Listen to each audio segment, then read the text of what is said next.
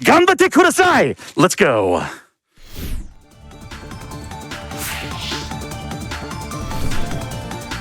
Alright, everyone. We've got Impossible Spell card here. I am pinkpajamas. I'm here to do the commentary for this game. And Miss Metani, would you like to introduce yourself? Okay. Hello everyone. I'm Miss Metane. As a speedrunner, I usually play classic games such as this, but I'm also fan of Touhou project. I'm very grateful for the opportunity to present a game of Touhou project on the GDQ. The no items category of impossible spell card that going to play now is very difficult and require a lot of luck. There is a possibility that may not be able to finish the whole scene within the time limit, but I will do our best to play it. Okay.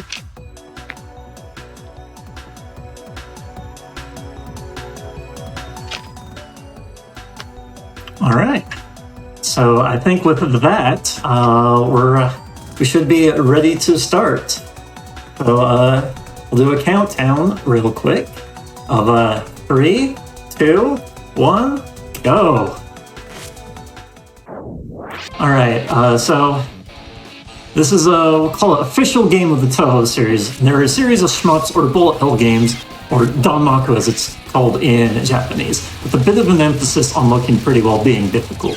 Normally, shmups are auto-scrollers outside of the boss attacks, so featuring the games aren't going to be all that intriguing. However, there are a few games like this one that are scene-based, which means that you play the boss attacks, or spell cards as they're called in Touhou, at individual stages that can be selected in any order. So the gimmick to this game is that you have these cheat items that you can use to make things easier, such as like phasing out for a bit or bombing bullets in an area and warping around. Because you're using these cheat items, the bullet patterns are done in a pretty unreasonable way.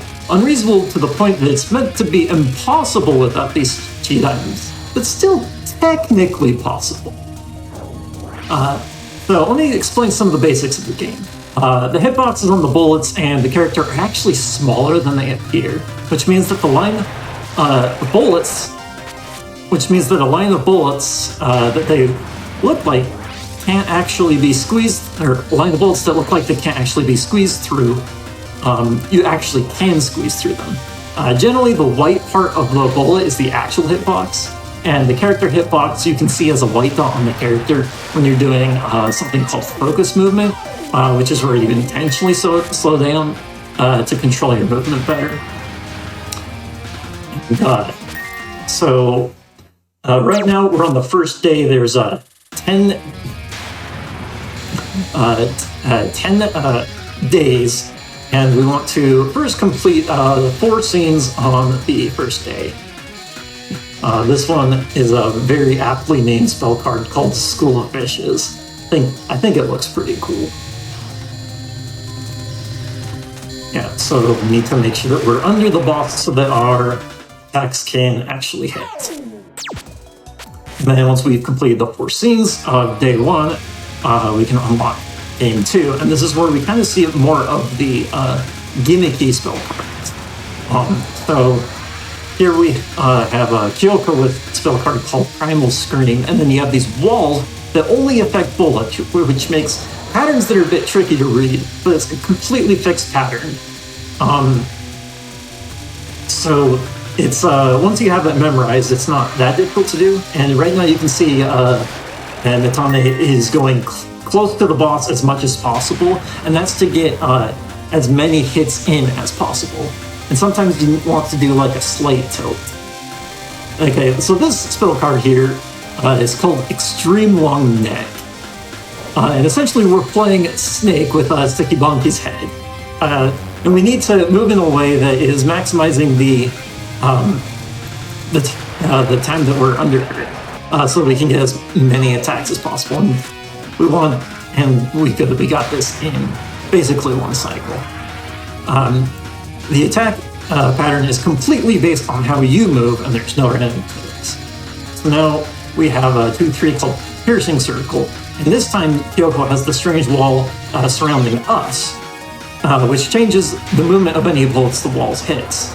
The pattern is completely fixed based off your movement, but the boss kind of floats off to a random direction.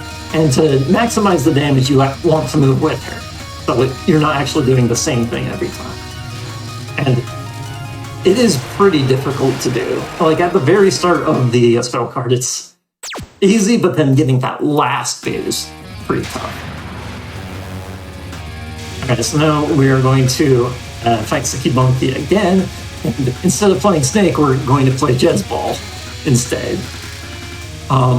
With two of her heads. The heads arc towards you, but the lines have a little bit of random curviness to it, which means you can't always play the same way. And when the lines are disappearing, the curviness extends out, which can hit you, but looks like Misume got it pretty well.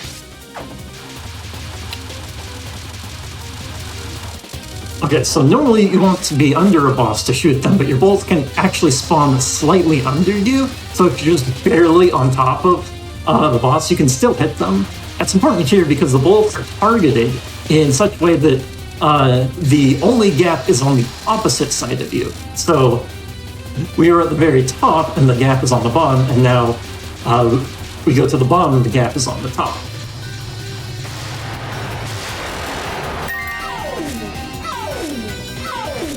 Alright, so when we clear this, you should hear this weird sound effect quite a few times. It's whenever you complete a scene with an item equipped, you essentially gain EXP with that item to make it level up. If you clear a scene using no items, it becomes the same thing as clearing the scene with every item. So all of our items are going to level up very quickly because we're not using them, and that's what that sound is. Another thing to note is that a no item clear of a scene has this little red dot in the center of the sort of star-like graphic, which shows which items were used to clear it. And doing that on all of the scenes gives you an achievement called the Ultimate Cheating Life Form, which is what the goal of the category is. And the name is kind of ironic because you're specifically not using these cheaty items.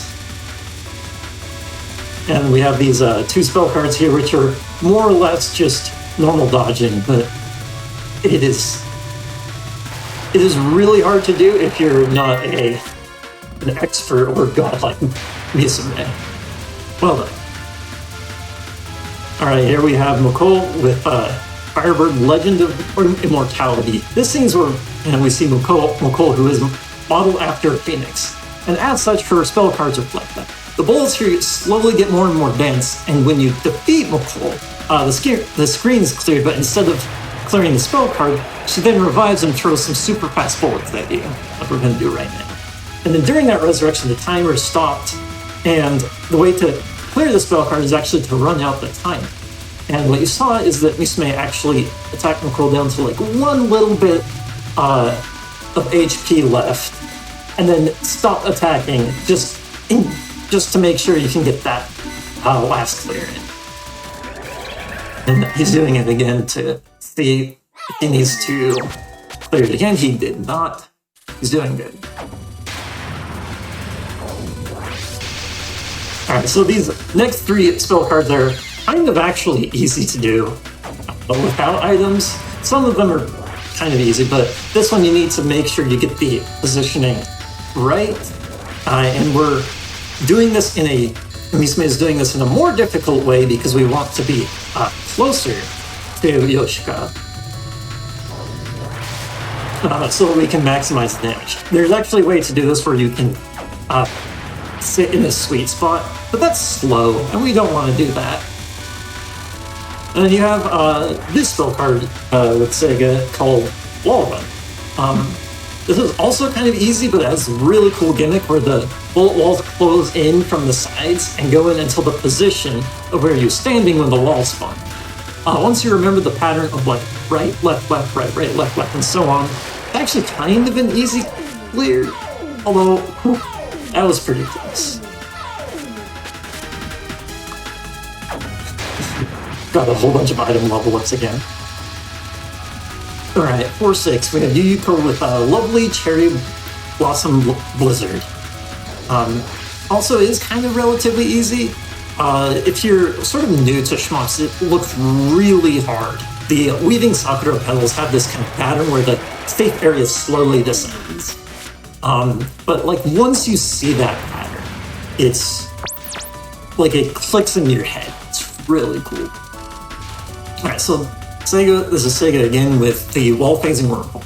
This spell card is actually pretty unique. Sega will move towards you and periodically shoot bullets, and then with every fourth wave being these large spread of bullets. If she would move off of the screen, she'll instead wormhole to the other side. The difficulty here is that you need to stay under her in order to do damage, which makes it hard to dodge the bullets. And then but if you get the pattern where the large spread happens right after the vertical wormhole, that's like the strategy. All right, so going into day 5, we get these we get the last set of cheaty items, and the default equipped one is the Jizo doll. You can see the items on the bottom right. And the Jizo doll is essentially extra lives. So you're expected to beat the scene with attrition and only getting hit when you make a reading mistake. But if you're still good at the game, you won't even need the Jizo item to make it a no item clear. And we actually won't unequip the Jizo doll when we do get hit, so we have to naturally reset scene for a no item clear. We have a 5-6 with Ben, using a spell card called Score Light. And the spot in front of Ben is this sort of safe spot. So you only need to worry about her running into her. When the boss floats around, the movement is actually kind of random. It's sort of this semi-random thing where about 2/3 of the time they'll move towards you instead of away from you, with like left, right will be about 2/3 horizontally towards you. And then here we have 5-7 with Radical, a spell called Fantastic Woofer. The bullets spawn in a circle in such a way that you can be in the circle as a safe spot. So this one also has this kind of safe spot. We have 5-8 with Ben and Yatsuhachi with a spell card called Song of the Falling Stars. These are the Tsukumo sisters, and they're kind of this music-themed characters. And you need to defeat both of them. Defeating one of them makes it easier, but they're both, but it's still really hard to do. The bullets don't actually have these pointed ends, so it's kind of hard to read where the direction is going. And the bullets are relatively big compared to a lot of the other bullets. It's the only real double boss of the game. Anyway.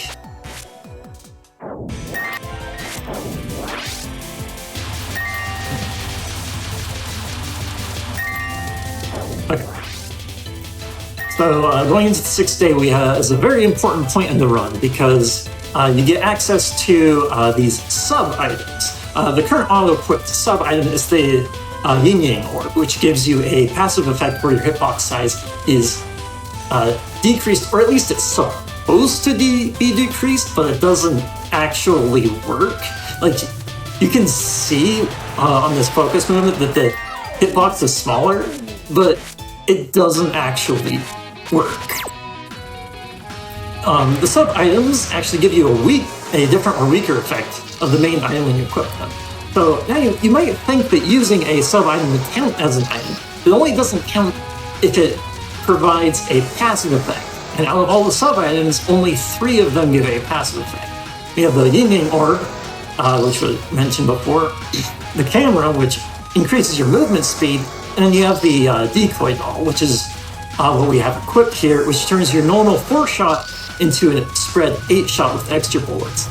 I kind of like to think of this as you learn how to dual wield your shots. And the spread shot from the decoy doll is a huge game changer.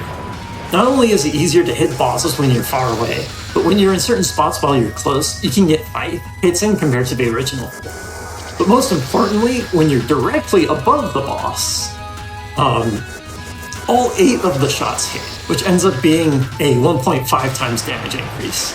You get a little bit of diminishing returns with the extra hits, which is why it's 1.5 instead of 2 times. So it's kind of this face shooting things. And then 6-4 here, Nitori with Kyoraito Falls. Here's where you can really see how effective this strategy is. These, when you're shooting above them, it's called face shooting. Essentially, when the upper part of the screen is safer than the lower part, as is with this build card, the danger ends up being the shifty movement of the bosses that they periodically take, and they can move up and down. And a collision is a death. Okay, so here we have 6-5, Momiji with Turing Satisfaction. One of it's like the top 10 in terms of difficulty with no item clearing. It is super hard because it is super luck based. The sort of biting bullets and the lasers that come afterwards are just so random and too fast to react to that we just kind of have to rely on luck. And we need to survive like 3 of these bites. The strategy is to just go to the very right and hope that you don't die. All right. Might take a little while, so we might have a little bit of time for donations once Misume actually finishes this boss.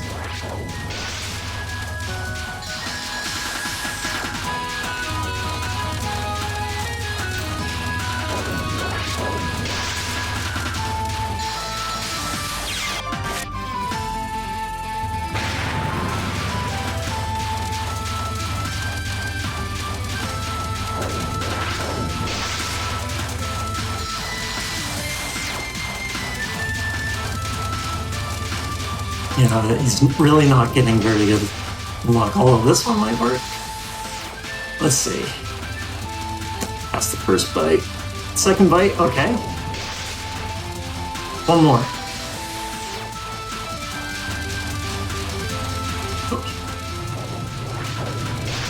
Screw up. Ooh. Well done, we got past. That is so hard to do. Okay, here we have Nitori with the Kegon gun, it's called. And when she shoots those bullets, they go... When they hit the screen, there's this huge spread that happens. And you need to make sure that it's really fast. These bullets are just really fast. So you need to really be on your toes. And in the speedrun, you want to be on top of Nitori as much as possible. Can make it tricky, but it's just tricky in general.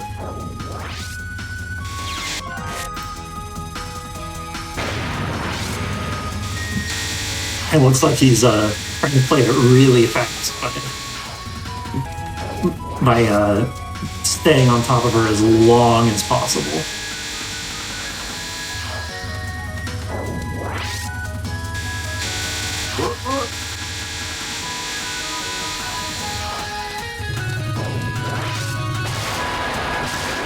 Do we have it?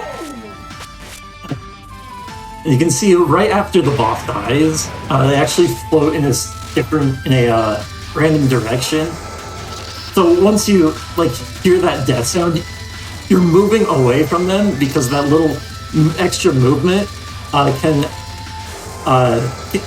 actually hit you, and you don't get the scene clear. Anyway, this is Hatate with with paparazzi. She has this sort of smartphone camera, and if you get a shot by the camera, you die because it's apparently getting your picture taken is just too embarrassing.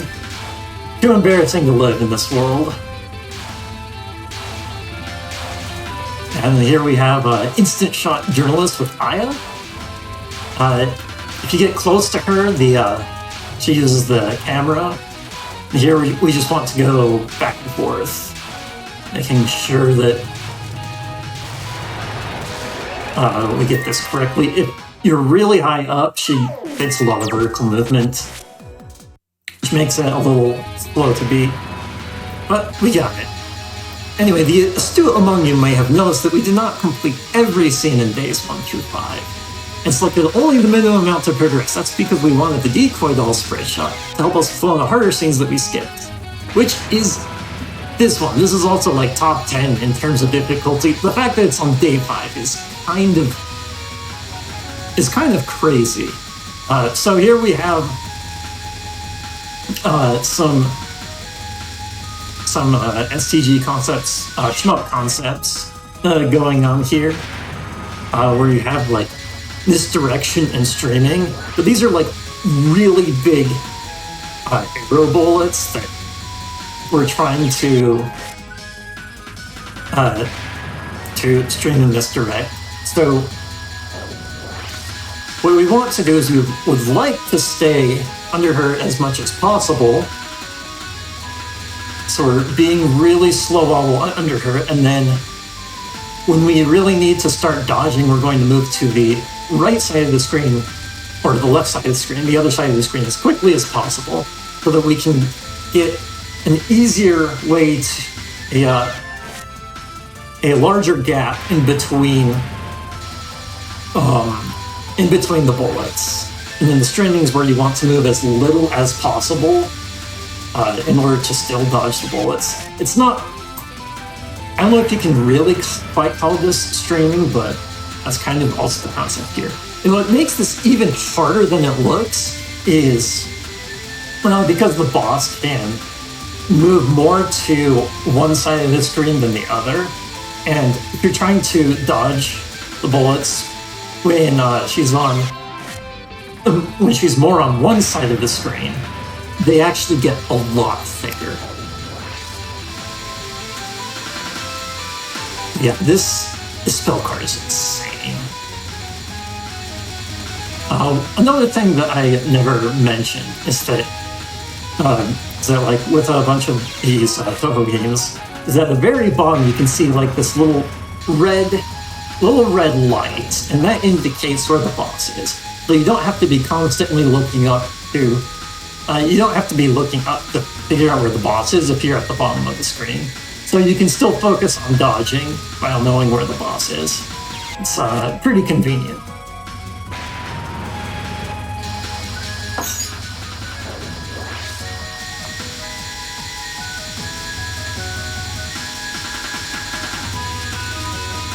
Yeah, this is what this category is. Just things can go real wrong on these really hard spell cards. Like, there is quite a bit of luck involved here, but there's also an incredible amount of skill.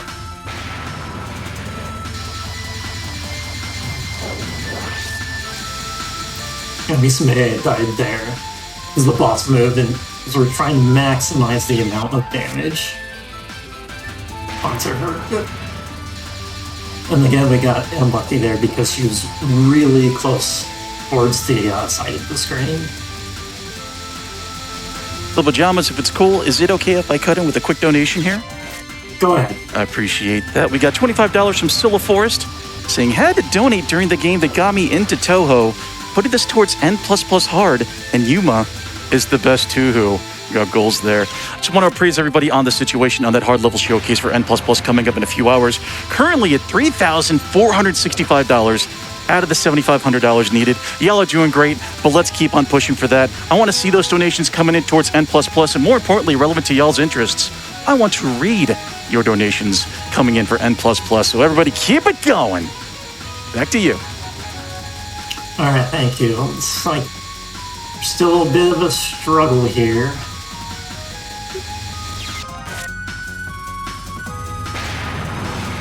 Yeah, we got another unlucky break there because Yatsubashi was on the side of the screen, which made it really hard to get a dodge in.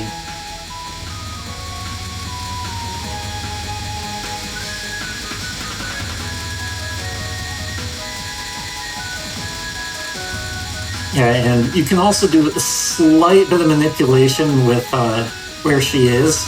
If she's gonna drift off to the side, you want to like slightly be on the slide you want her to drift to. Like relatively to the side you want her to drift to, because again, she there's a 2/3 chance that she'll drift towards the direction you're at. So you can do this sort of pseudo manipulation, but again, it's not fully consistent.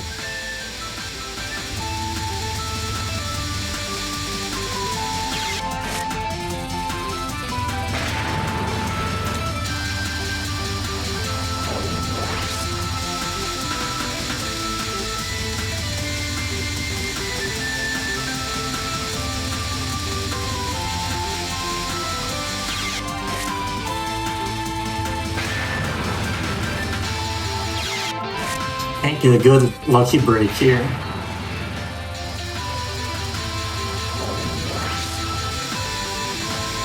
Now Misune has got this. I got a $25 donation from Pickpacker saying I can't just not donate for my favorite game series. Now, can I? Thank you so much for that generosity.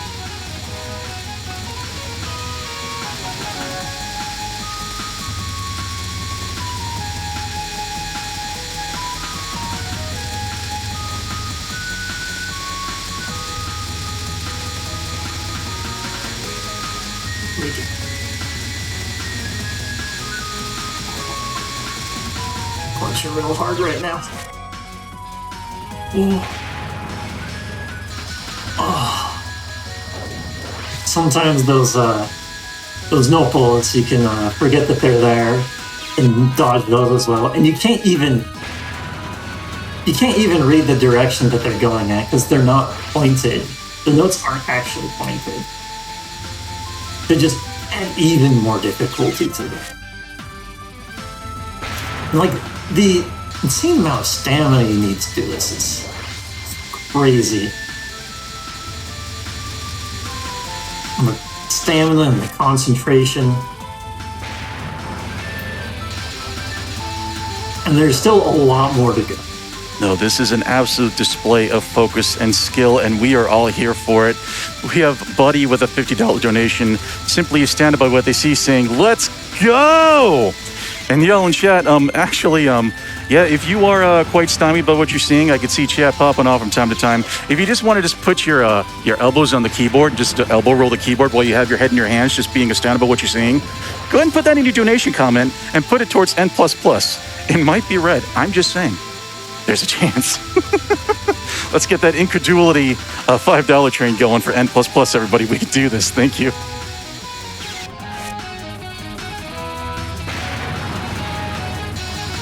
Right there, he tried to stay to the left a little bit longer than it's comfortable to try and get her to stay in the center, but it didn't work.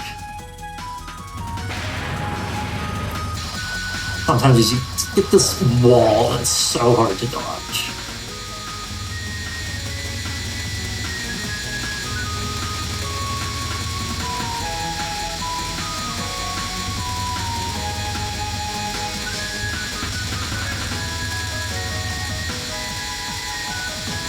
Oh, we got one going. And we're still only at half health. And at the very beginning, we actually get a big burst of damage in.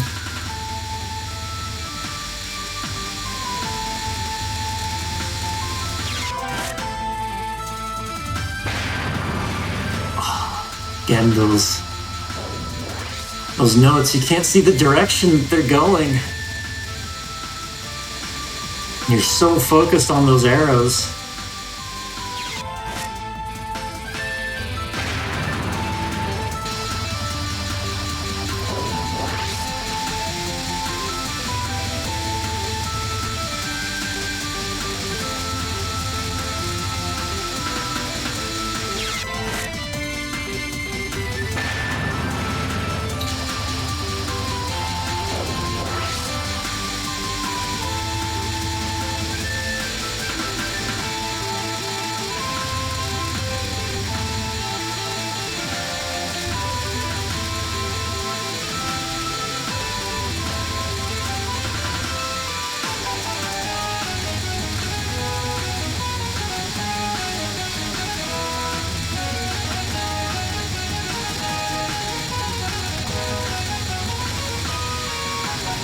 He's trying to stay a little bit more to the right as much as possible to get her to move to make dodge. Oh no!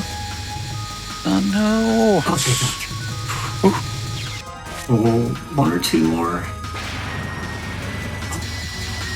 It's those notes. They get in your way when you least expect it. Now the notes, they're completely RNG, right? Are they deterministic or are they based on inputs? They're completely RNG. Holy moly. Like, yeah, where the arc that they're going and where they spawn from. Yeah, and like the speed of the arrows is random. And also kind of the spread as well. This is very luck based, but it is at the same time incredibly skilled. Got another run going. Okay, she went left a little bit. Got through. Come on, go left. Go left. No? Okay. Almost down. Oh! Fine. Well done. Okay, so actually need to do some talk about some of these things again. Alright, now we're at 5 through Ben with her euphoric Biwa. There's a safe spot with the patterns. It looks kind of weird how you need to be below the center of that circle. But it's actually not consistent because sometimes the boss can move into where that safe spot is. So that's kind of funny. Hey, we have Taiko here with Den Den Daiko of Rage. And this is where you really want the spread shot because you can destroy the drums way quicker, and then all of these extra bullets just disappear. I've tried this without the spread shot, and it is like you can barely beat the taiko drums before those big bullets will come to you. But then if you do that to both taiko drums, you just don't have enough shots to beat her, and you end up timing out. We have Yatsuhashi with a her called Human Koto Die Together. And this is just regularly difficult. Because you need to kind of wait for those, like it's really hard to read those sort of curved bullets. And it'll like read the gap in between them. Okay, so now we're going back to day one, which is where we're supposed to be back to the easy spell cards, but this one right here is still a bit tricky. The strategy here is to just maximize damage as much as possible at the very beginning, because the last wave, this is called Tidal Wave of the Lake, and the boss is called Wakasagi Hime. And the very last wave here is just too inconsistent dodge, so we would like to have her beaten by then, but couldn't do it this time.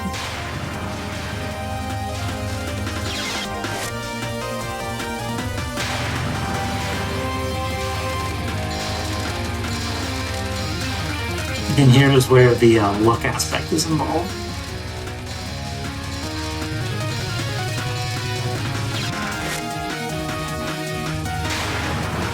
Well, if I'm pajamas, there is lots of encouragement coming in for the chat. We have $27 graciously donated to MSF by Singularity. They say, you can do it, Misume. And also N++ is the one game I actually got world records in. Week 1 Celeste doesn't count, so yeah, no, I gotta pull for those hard levels. We are currently sitting at $4,182, that's $500 to get it unlocked. Y'all are showing up for the showcase, so please keep it up. Thank you. Alright, we have a 1-5 with Chirno, a spell card called Frost King. You can destroy the crystals or find this sort of random sweet spot to make it easy, but a great speedrunner like Misume will just jump through the gaps in those ice bullets just to save a little bit of time.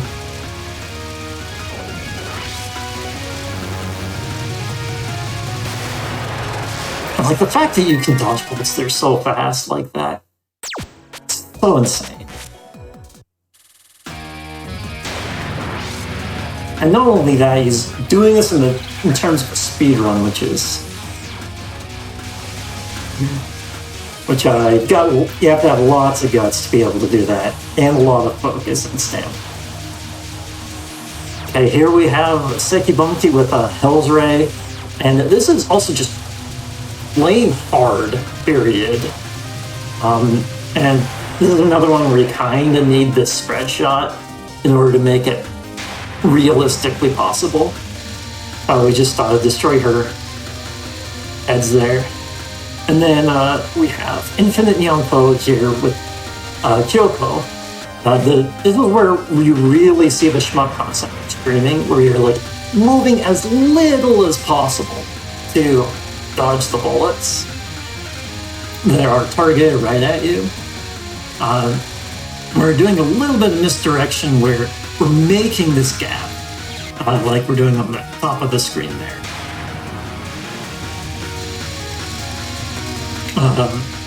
So that we can, so even though we're trying to, like when we're streaming, we get this line of bullets that are easy to dodge, but once you're cornered in, you need to find some way to get out. So you need to quickly juke to the other side.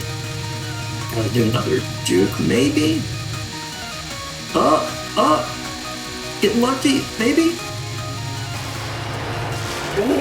Oh my goodness. Holy cow. Oh. I've never seen that. That was cool. Alright, here we have some simple dodging, and we backtrack to this because we like the spread aspect of spread dodge, of the spread shot, instead of just the regular increased damage aspect of it. That's called Full Moon Roar by Touhou.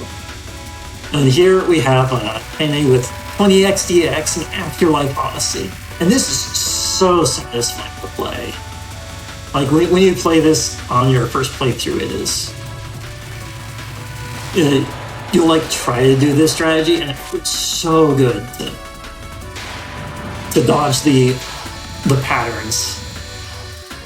Alright, here we have Mokol with Immortal Reckless Sacrifice. Remember the Phoenix? So she's like throwing herself to like self-destruct herself onto you, and self-destructs on the end of the screen. The giant explosion there gets bigger and bigger as it goes on. The actual dangerous part are these bullets that appear at the edge of it, because it can appear right where you are, so you need to like wait a little bit right after the explosion ends to make sure that you're not running into a bullet that just barely spawns.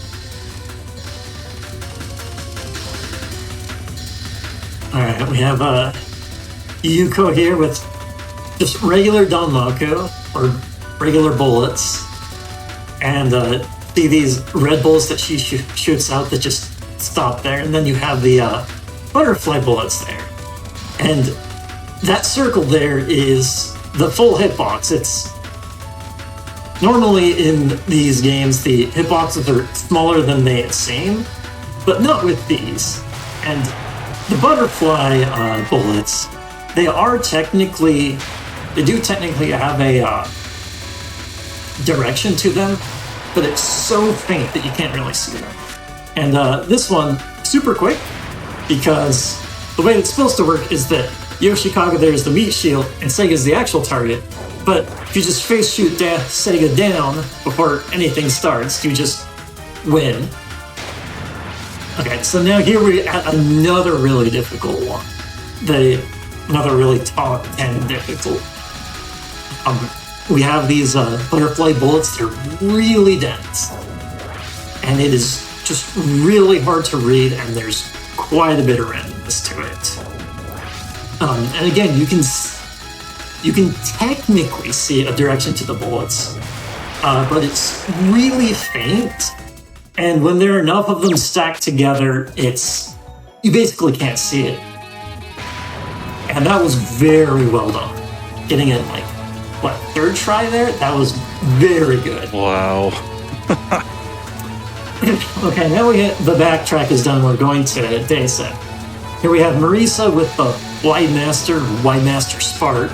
And these Master Sparks are targeted to you, but you can't really see that here because the moment that she targets actually has a huge delay to it. Alright, we have 7-2 Sakuya. We have the Time Stopper Sakuya. You actually want to stay close to her, like somewhat close to her so she doesn't move too much. And also you're just getting extra damage. And also if she moves a little too much, she'll actually spawn the bullets into you, which sucks. Oh, almost there?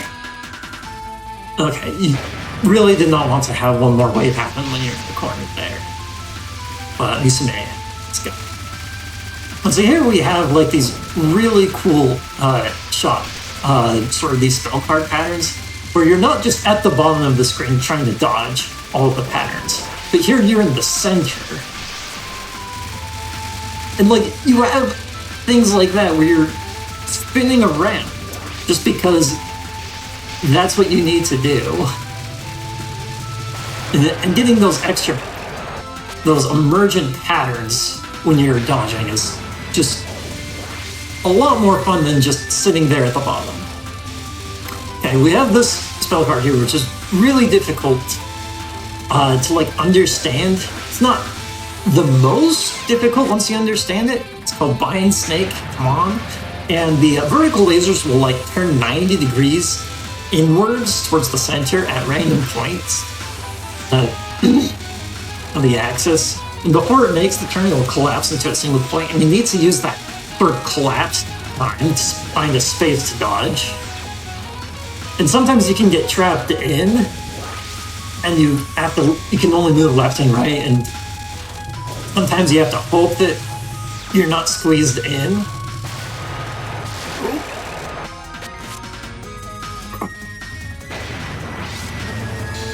Oh my, right there at the very end. You've been breathing? Wow. I'm mesmerized by this. I try. Amazing. That is also a skill you need to practice, is breathing. I've tried my best. And here we have Machine Gun Spark. And again, we're doing, you just do Master Spark stuff. And here we have Sakuya with Changeling Magic. And Sakuya will do the deal thing and throw knives while time is stopped. But in this case, she throws the knives at herself, and then you swap places with her. And the best no-item strategy here is to actually stay as close as possible to you, because when those knives move away, the center where the knives were ends up being where the gap is always going to be. And it does make it a lot trickier, but at first, but you don't want the knives going all over the screen. Anyway, we have 7-7 with Yomu, Hacking Slashes, and Hell in Paradise. Man, I love the names of Yomu spell cards. It goes between like these vertical slashes and the horizontal slashes. And you really need to be careful with the vertical slashes because they can go really far to the side, which is why you see me just going way off to the side whenever those vertical slashes happen. Alright, we have 78 here with Sanai with a green snake, come on, and it's 6 big green snakes that move around randomly and slowly. Personally, this was the first thing that I know item cleared, because I didn't see how items really helped me that much here. Well, it's kind of a weird spell card, but even if you're speedrunning, it's still pretty random and you can die to it, especially with you're trying to face her and she'll just move right in front of you. Here we have just regular bullets this isn't a spell card, this is just regular bullet hell. And so there's this kind of a story, and you have these event scenes. They actually did a little trick there to restart the stage because there's like a second before she talks, and if you restart, you skip that. Alright, so we have 8-2 here with Raymo using a spell card called Rule Violation Barrier. This is also really hard because while the bullets are smaller than they seem, you still have to like weave in between all of these individually. And you have to do that because right here, Raymo will target these spread shots all over, and it's easy to dodge when you're in the center. The problem is getting into the center and making sure you're not, making sure you actually went all through all of these squeezed little card things. And that was very well. Very well done. And now we have Monzo here. And the spell card name to this is like a Japanese joke, so it doesn't translate well. But yeah, we have animal bullets, and they're actually pretty big.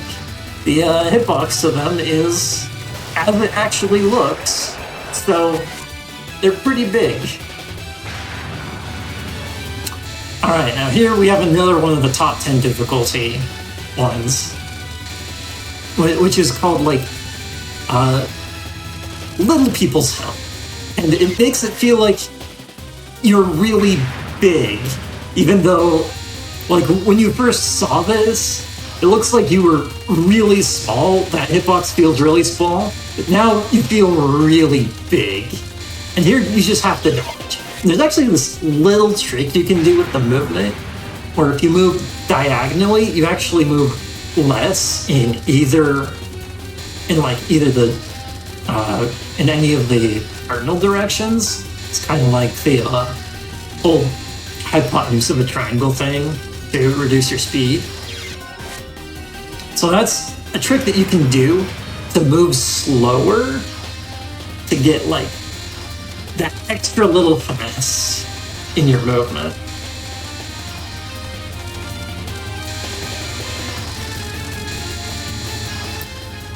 Let's get through. Still halfway there. You can hear the sort of sound effects where once they... You can hear the sound effect of the bullets hitting the boss. Like, you could probably have already told that. Like when you go a little bit higher, that's when you can hear the boss and you can clench even harder. And that was like second, third try. That was really low. Yeah, super impressive. Super impressive.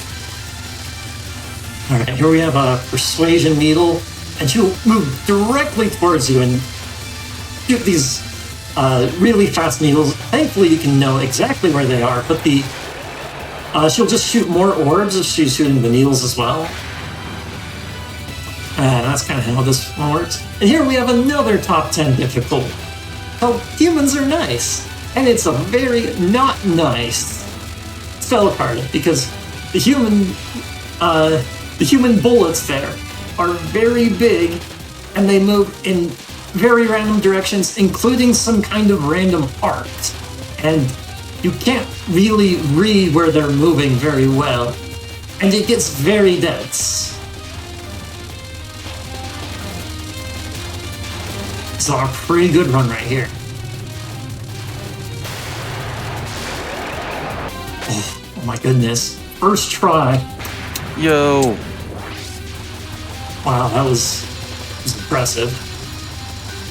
And this is also impressive. He doesn't even consider this to be that one, which is insane. Look at how fast this is. There's no randomness to it, which is kind of why it's not quote-unquote hard. But boy, do you really need to be good and have your eyes well adjusted in order to be able to dodge all this.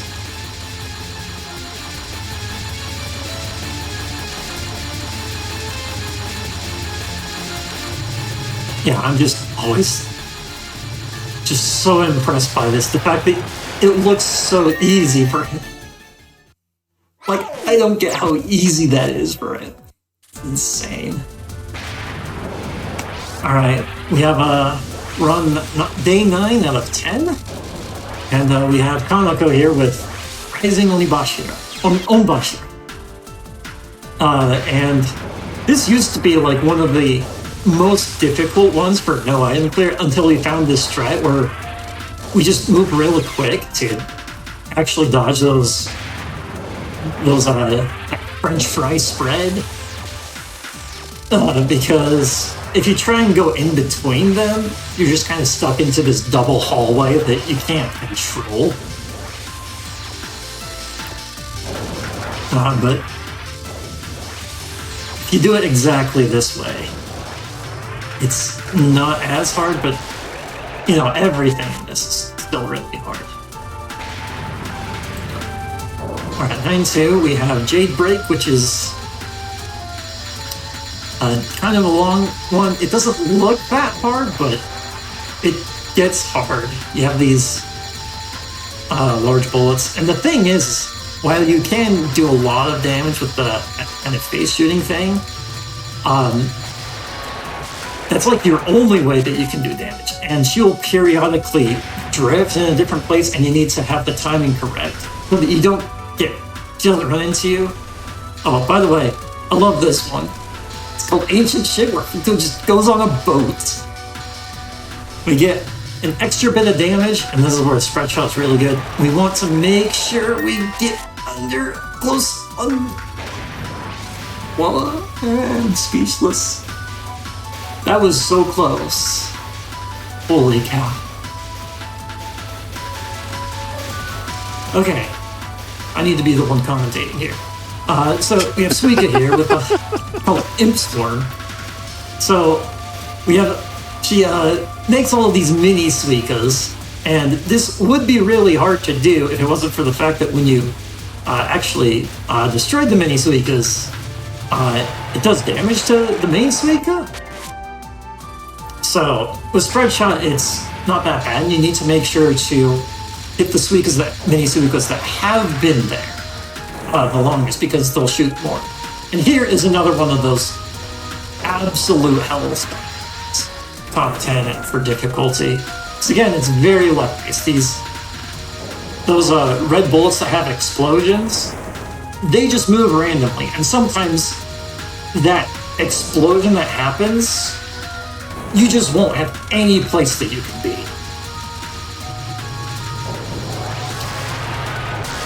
It's gonna be first try. Wow. That was just lucky. No way. No way. That was very impressive as well. Yeah, and then we have Suoko here with Bloody Mound of Red Frogs. It's sort of this kind of streaming thing where you want to be close to one of the sort of flower things, because then you have the most amount of space to dodge, but you kind of want to go to the opposite end sometimes. It's kind of hard to explain. Alright, 9-7. We have Futo with Blazing Dragon Veins. This is another one that Musume considers to be top 10, just because those red fireballs can't really. It's pretty luck-based, and you just can't always see where the gaps are. But I actually think it's not that hard. He told me it was one of the hardest, but it's just, I don't know. Anyway, 9-8, the last spell card of day 9 is a Suika with 100 Onikaburo, which is pretty close to the other one, where you want to destroy the mini Suikas that have been there the longest, because they're the ones that shoot. And you also need to make sure to, dodge their shots when they shoot and you're right next to them. So it's a little bit tricky. Okay, so now we're going to the last day. And we're actually going to do it out of order. So there are 10 spell cards to the last day. And we're doing the 8th first. We're going 8, 9, 10, and then 1 through 7. Just because that's the... that's kind of the... We have the really hard... We save the really hard ones for the ones. Put it that way. And then this one, it's just very stamina based. The pickle stones or the keystones just tank so many of the shots. Okay. There is kind of this strategy, like if you were to do a task of this where you would do like the face shot on Tenshi all the time and go in between the gaps of the keystones, but it is really hard to do, especially since she's like constantly moving.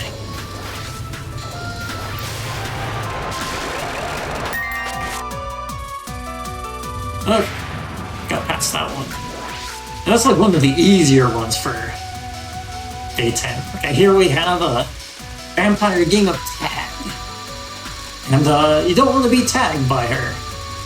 If you get close to Remelia, she will cause this explosion, and the explosions get bigger and bigger the more it happens, and usually what happens if you get to the explosion is just you're done. So you need to do this zigzag. You want to do a zigzag up and down. And the direction that the bullets end up moving, or kind of that arc, is kind of random. Alright, so now we have the 10th spell of the 10th day, which is supposed to be the last one. And there's no trick to this. It's just raw dodging and raw bullets, and more get added. It ends up being, like, actually beautiful.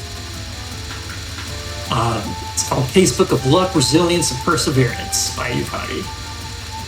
And this kind of matches the last spell of a lot of the Touhou games, where it really is just this long, pure dodging, no gimmicks, and you just have to survive and endure.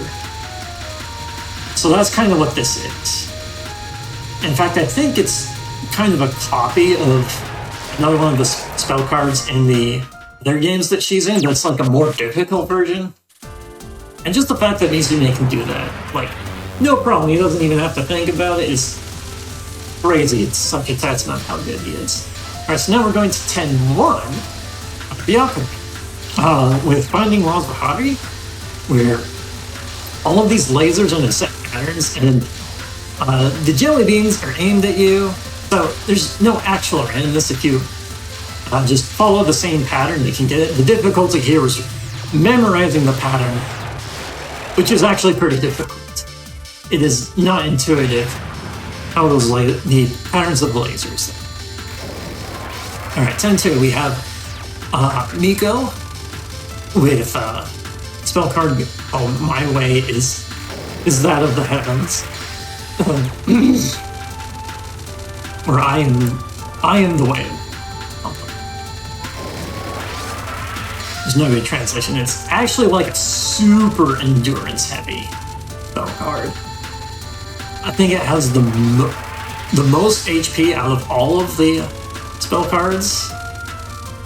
If I'm correct, I'm not entirely sure, but yeah. The bullets are actually pretty fast. And making sure you get those dodges with good reaction time is actually more difficult than this. And then you need to make sure that you're going in between those sort of sun lasers, which if you're not paying attention can hit you. Alright, here we have Tenshi with one that's kind of hard to translate well. It's like it's like Sky of Scarlet Perception of all yokai kind. It's Zen Yokai no Kisto 10. And there's actually there's a Touhou fighting game called Hiso Tensoku, and it's actually just known as Hiso Tensoku in English. And then yokai is also a Japanese term, which is kind of like the demons. But yeah, you have this aim laser that's going on the bottom of the screen and actually targets you. And you really don't want that laser to go to the top. And the laser will move pretty fast. It has an actual pretty fast speed to it if you try and stay far away from it. So you sort of need to like not move that much and onto the side of the laser.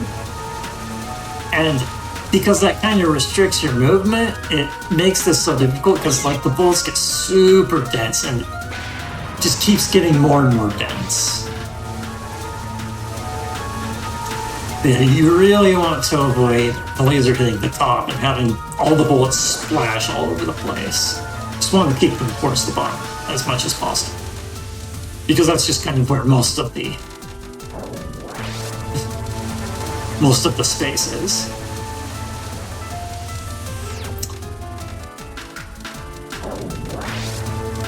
Alright. Let me get this. Stay out quite a while. All of the day 10 spell cards have like this huge endurance aspect to it. Couldn't even get that much damage in that because the bullets. Oh, got it. So 10-4, this is the infamous spell card that makes it feel like this is actually, like this category is actually impossible. And the fact that you can do this is insane. Alright, so at the very beginning, you want to maximize your damage. And then there's this 12-second nightmare, which starts right now, and it's actually hard to get into that. But yeah, you want to maximize your damage against these random bullets. You need to take risks here. And yeah, this is the spell card that people probably want to see most if they know this game. But yeah, the fact of the matter is you need to take risks at the very beginning here. And then getting that transition into the insane part is pretty difficult because you can kind of get locked out. Okay, we're in. Just look at this.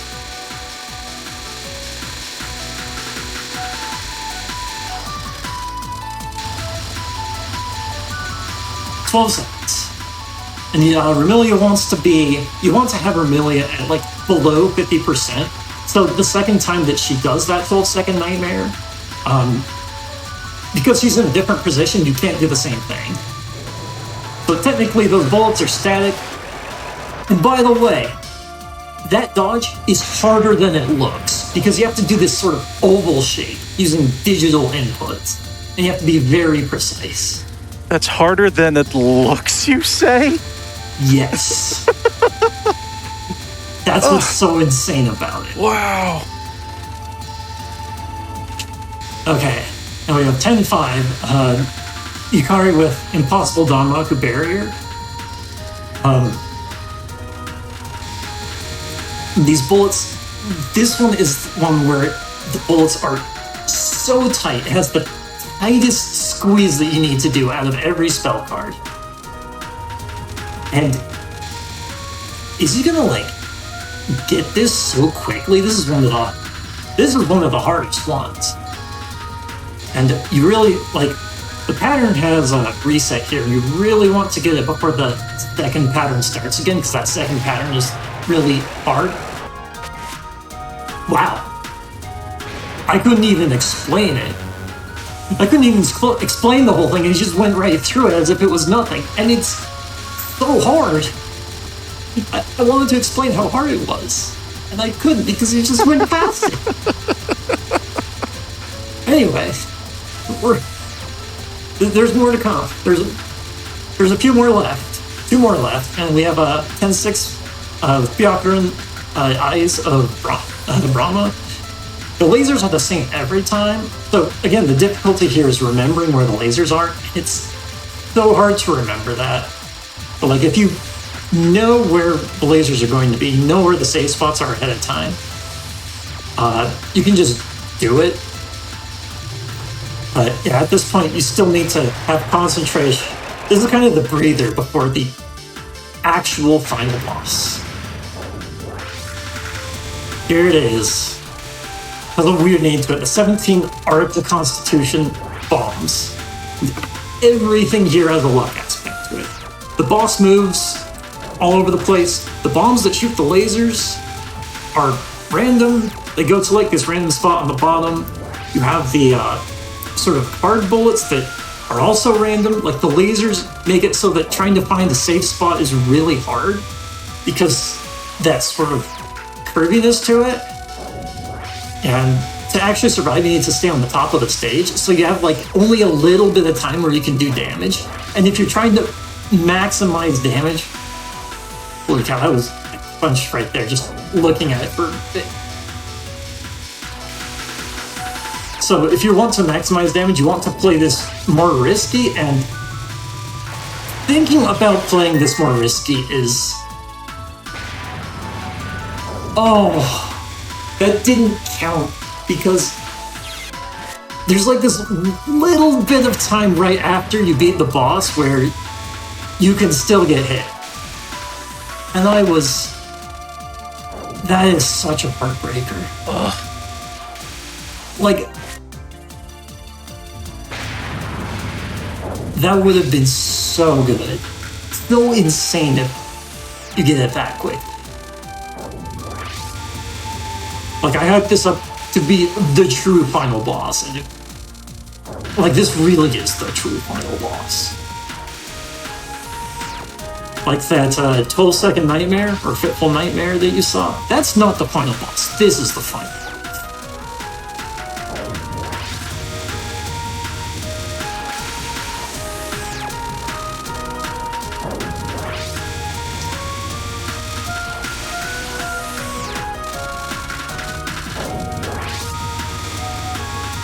Like, he's getting pretty far, like, consistently. I'm just incredibly impressed. Like, it's making me be speechless. Yeah, everybody in the crowd start popping off for this. The culmination of an hour of sheer amazingness nonstop. Let's hear y'all, everybody, if you appreciate it. Let's go.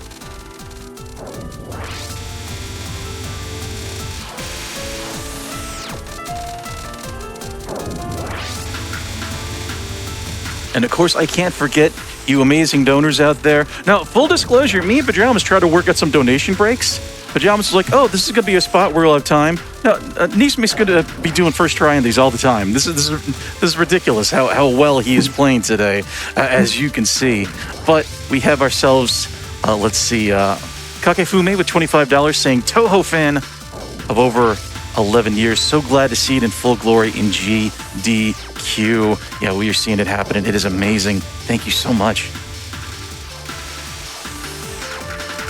The fact that Miko is so low, that makes it harder to actually get more damage, and just really annoying right now. He's taking a risk.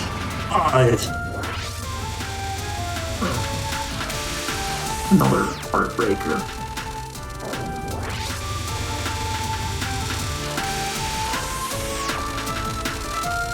Yeah, he kind of needed to take a risk there because Miko was so low that you couldn't really get damage in effectively.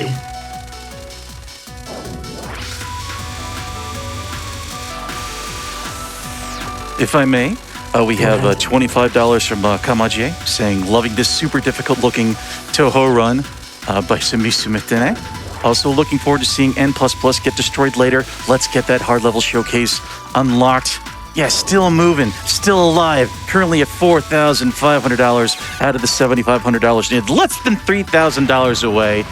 But we don't have enough time, so everybody keep those donations coming in for N++ in the donation incentives when you send them in. Thank you so much, everybody. Let's go.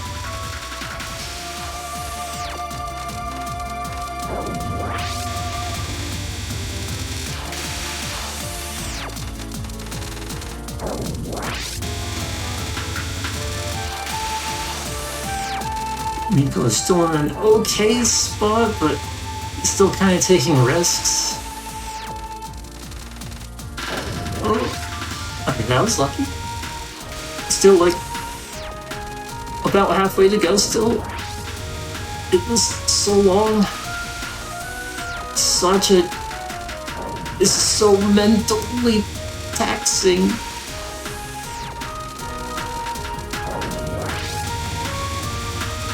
Chat, crowd, give Musume your energy. Let's see it. Let's hear it. Come on. Come on. Oh, it's such a heartbreaker. Ah. Getting to the very end. He had it. Oh.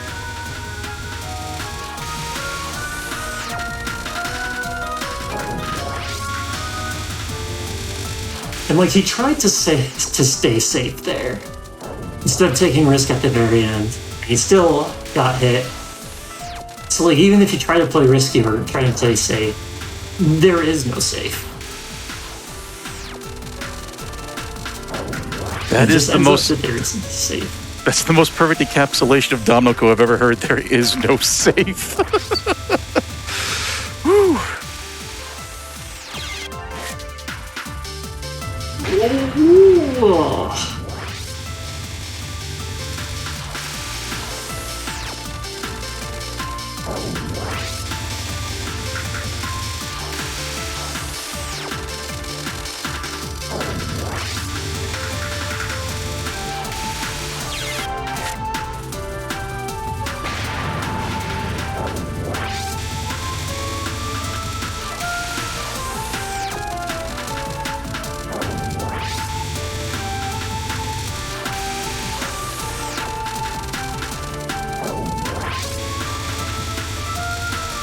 You've got ourselves a $10 anonymous donation. It says, this is my first time seeing Touhou at GDQ and I am in awe. You and me and the entire planet all. Thank you for your generosity and your contribution towards Médecins Sans Frontières. Surprised you can read the donations and not be speechless.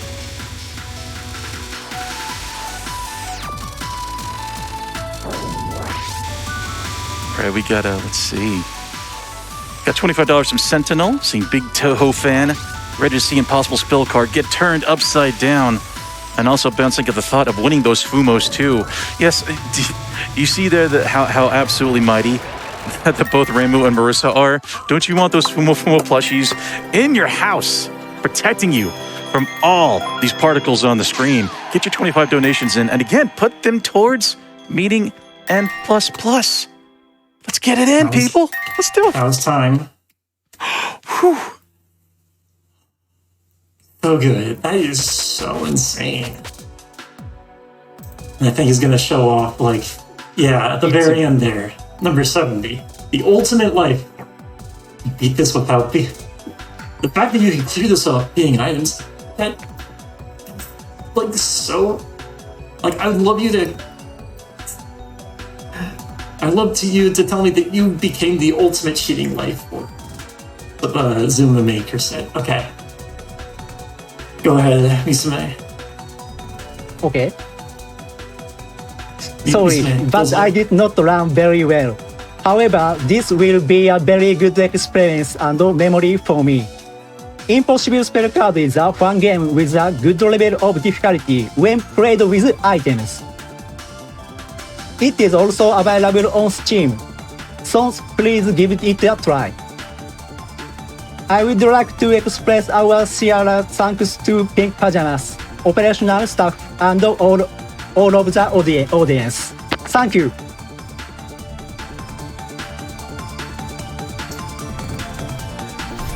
Thank you too, Misume. Misume, thank you so much for that incredible, mystifying showcase. I feel like I could finally breathe again. Oh, wow. Lots of love came in during that Touhou run. Pretty amazing. We got ourselves $100 from Mabro saying I absolutely could not miss this Touhou run, which is why I find myself in meetings right now, trying to dodge suspicious looks while watching GDQ like a Danmaku. Ganbate, Misumi-san. And yes, thank you again so much, Misume, for that Subarashi run. Amazing.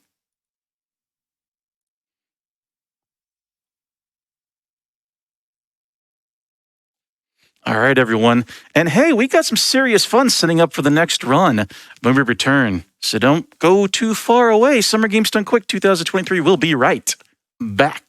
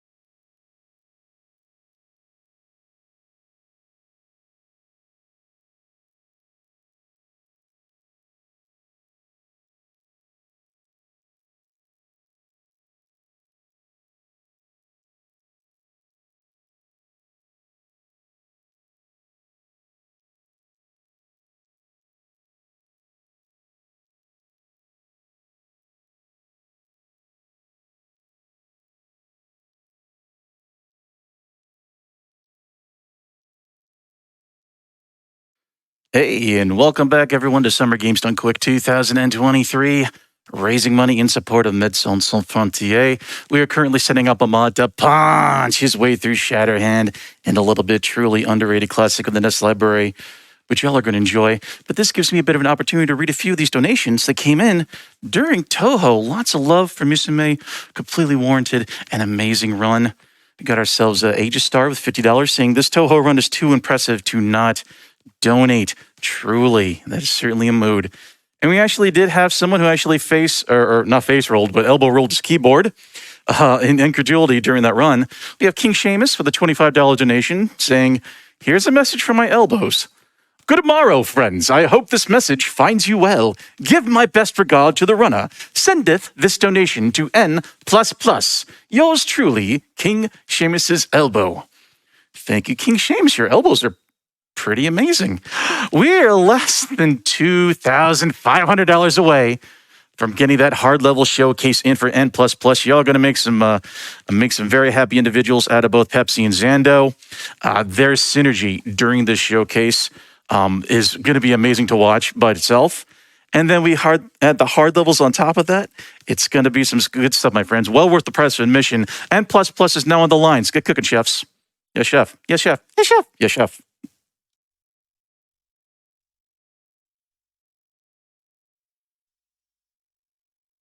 And now, a brief word from one of our sponsors.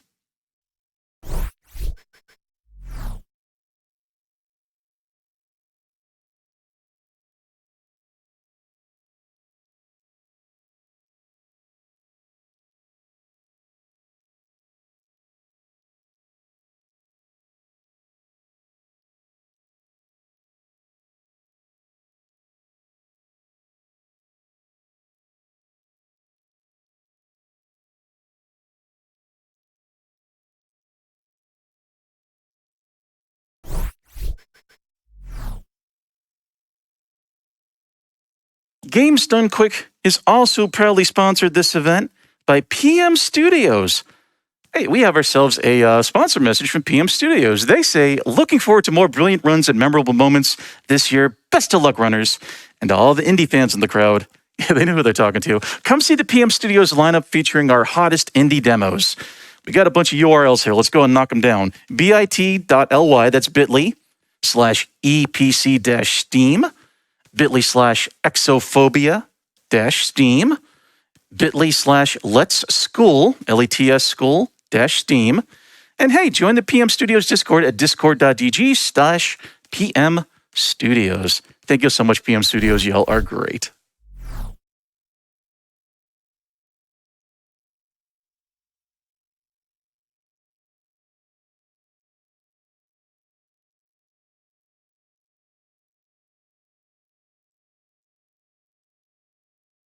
All right, everyone. And now it is time for an interview where J-Habs is going to be sitting down with some of our incredible staff, Worm and Test Runner.